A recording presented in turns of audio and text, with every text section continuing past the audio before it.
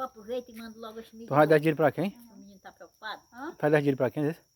A Maria, que eu comprei 2 bichos de sorteio. Quem é a Maria? A mãe dele aí. Ah,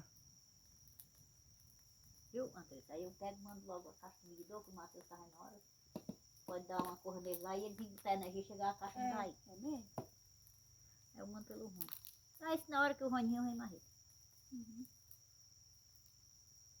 Aí como é que tu vai Eu mandar esqueci. vai mandar o Zé Unico, vai?